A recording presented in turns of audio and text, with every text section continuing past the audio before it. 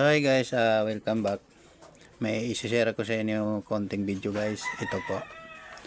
I-share ko sa inyo guys kung para po doon sa mga gumagamit pa ng modem o SIM bilang source ng internet nila.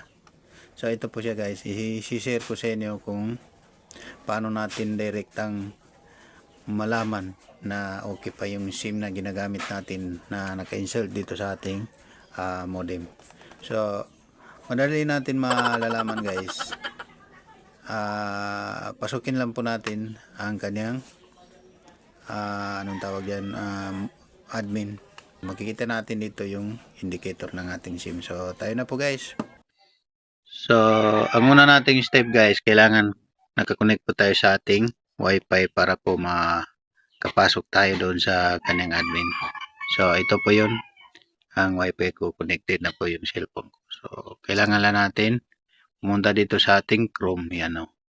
So pagdating dito, type lang po natin ito. Tandaan niyo lang po guys, para po doon sa mga baguhan. Yan o.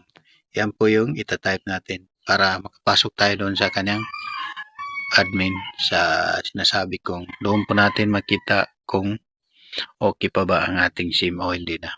Yan o. So yan po siya guys. Dito pa lang makikita na po natin. So ayan, yan po yung sinasabi kong indicator ng ating SIM, itong naka-green. So pagka naka-green pa yan siya guys, kahit wala siyang signal, kasi mag-green talaga yan siya kapag okay siya. Kahit wala itong bar natin, itong nakikita niyo na 4 bar, kahit walang signal, basta okay pa siya, green yan siya. Pero kapag red na makita niyo dito sa green, nag-red na yan siya, ibig sabihin po, sira po yung SIM niyo. So kailangan niyo na siya palitan. So maraming salamat. Sana po magkatulong.